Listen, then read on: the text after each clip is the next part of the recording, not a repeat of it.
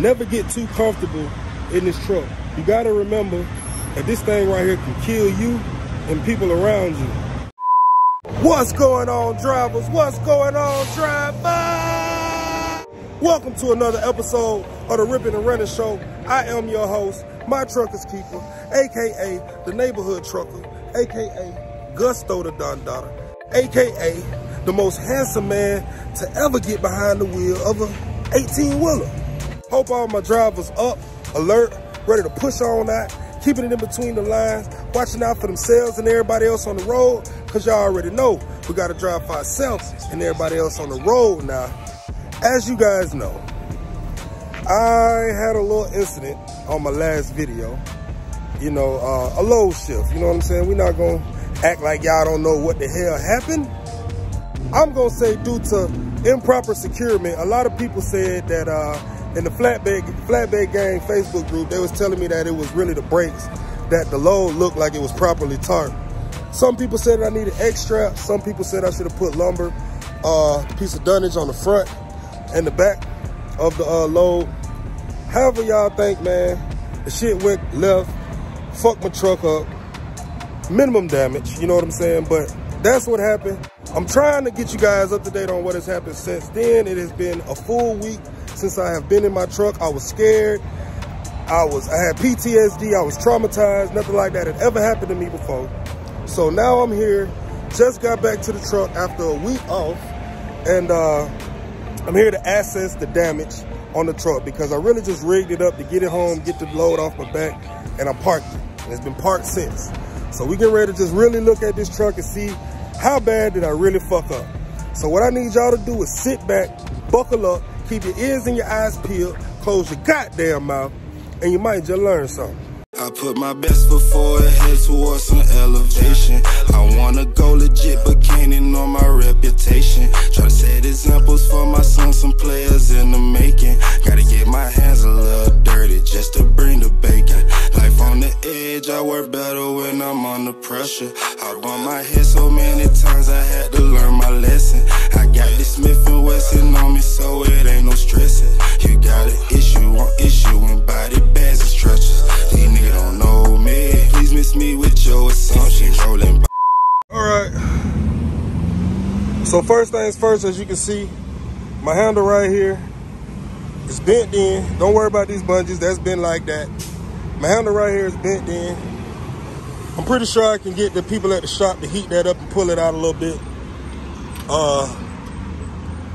This little clamp right here, this clamp is over with.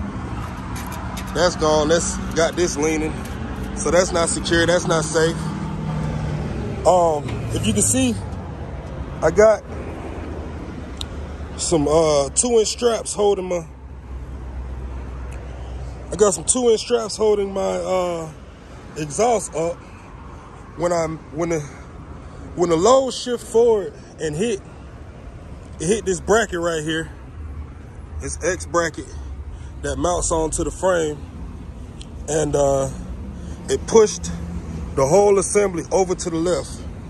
It pushed it over to the left. It was all leaning to the left to the point to where it was hanging outside here. As you can see right here, got a little damage to the fairing. I had to, this stack right here was linked over to the side like this, peeking out the side. So I had to take a 2-inch strap, hook it on the right here, hook the other end to the frame, and crank it till I got it back over here. So my minimum damage, I'm not really worried about this. We plan on taking the paint, taking Ugly Money to the body shop very soon. So this is gonna just have to get tacked on to that job right there. As I said, this clamp messed up, so this right here is not really secure. As you can see, I did dent the 2x4s, 4x4s, whatever. They were 16-footers. They came in here and pushed into my cab. It didn't go through. I think the worst part of it is probably right here. That's probably the deepest it went in, and it didn't really do much damage. I feel like I can actually take my whatever that is on the inside of the cab and probably just beat this back out with a rubber hammer or something. With this right here, this stack right here, I pretty much had to do the same thing. I had to take me a strap, mount it on this side, and once I got this one over here back, right, I hooked one onto this side and crunk it to kind of pull them back together. Down here at the frame, let me see if you can see down in there.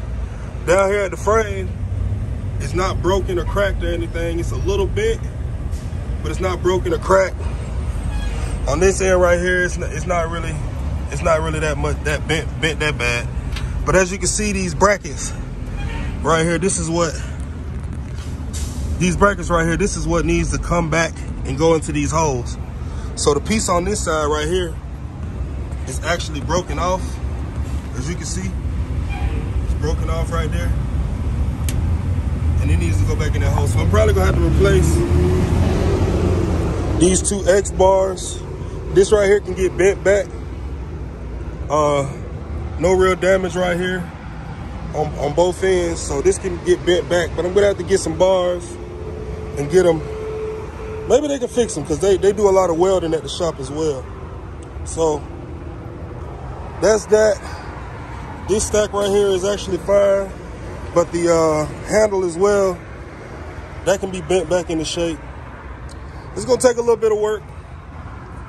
You know, one thing I hate about goddamn this shit, man, is that the money that I'm gonna have to spend on this right here, it's okay, we're not worried about the money, but I would rather the money I spend on my truck, at least right now, go into mechanical work versus cosmetic, you know, damage done to the body of the truck.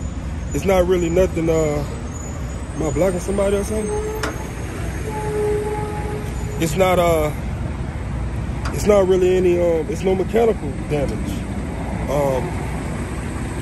I guess I can say that this stack right here is inactive because when it did push this to the side, it actually disconnected under the truck. So right now, Ugly Money sound like a goddamn peep. Let me see if I can get a good look. Show y'all what it looked like up under there. I don't know if you can see. Let me see. Can you guys see that up under there? Anyway, this pipe right here that curves around and connects to the other side is disconnected. It's not connected. The clamp broke and the pipe bent. So probably gonna have to get a whole nother pipe from here all the way down to where it connects under the truck. Yep. That's the damage that I see. Everything else is already ugly. I mean, it's Ugly Money, so she wasn't perfect to begin with. But I do feel like I can run a few loads with this thing because I definitely need to at least give me a week worth of running in, because next week is the week after. Say if I ran next week, right? The following week would be the week that they're doing the DOT little blitz shit, and I just ain't got time to fuck with them. You know what I'm saying? So that's gonna be the week that I put my truck in the shop and just take the whole 17, 18, 19 off. Probably end up taking the whole week off, who knows? But that's that, man. I'm glad that I didn't get hurt. My feelings got hurt. My pride got hurt because I'm very cocky and bold when it comes to this trucking. And like I said, nothing like that has ever happened to me. You know, a lot of things do happen and I don't show, but as far as damage or hitting somebody or some shit like that, nothing like that has ever happened to me, man. So my pride is hurt. Am I still the baddest motherfucker to get behind the wheel of an 18-wheeler? Probably not. But my hustle's still the same. I still got the title to this motherfucker. And I got the money to get this thing fixed. So looking on the bright side, I didn't get hurt. Nobody else got hurt. Shout out to the sheriff department in Bristol, Florida. That, you know, they helped me get the load back onto the truck. Saved me a lot of money. You know, shout out to the city. Shout out to Affordable Towing in Bristol, Florida. They sent some guys out. Only charged me $125 to, you know, pick up it was probably like 80 to 100 pieces of lumber and get it back on the truck. Shout out to Rex Lumber in Bristol, Florida for not giving me a hassle to restack and reload my load after I fucked up. And I'm grateful, man. You know, So with that being said, I don't know what else I can fit into this video. I'm not working today, but I did want to come to the truck and assess the damage, man. And I just want to let y'all know, I've said it before and I'll say it again. I don't care how much experience you have with driving trucks. I've been driving trucks now, it's been 8 years. Next month will be 8 years I've been driving trucks. Never had an accident or anything like that. Always, never had a load shift or anything like that. But never get too comfortable in this truck. You gotta remember that this thing right here can kill you and people around you. You can really fuck some shit up in these trucks, man. At any given time, we 80,000 pounds gross, coming down the highway, 70 plus, 60, 65, it don't matter. These trucks can kill.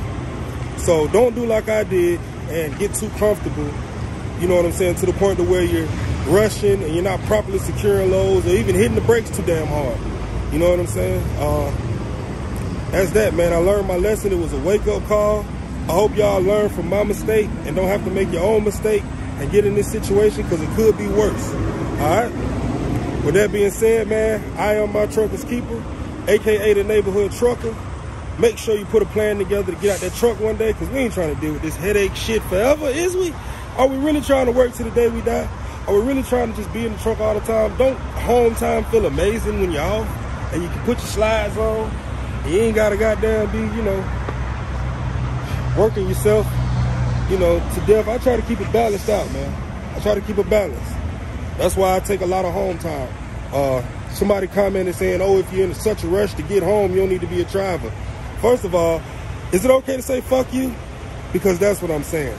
I don't give a damn what nobody says. I've listened and watched a lot of drivers over the years, and I'm not trying to be that diabetic, fucked up with health problems driver, because all I wanted to do was sit in the truck, get fat as fuck, and eat bullshit for years on top of years on top of years, and never stop to smell the flowers, never balance life out, never spend time with my family, never have time to do things with the money that I've earned.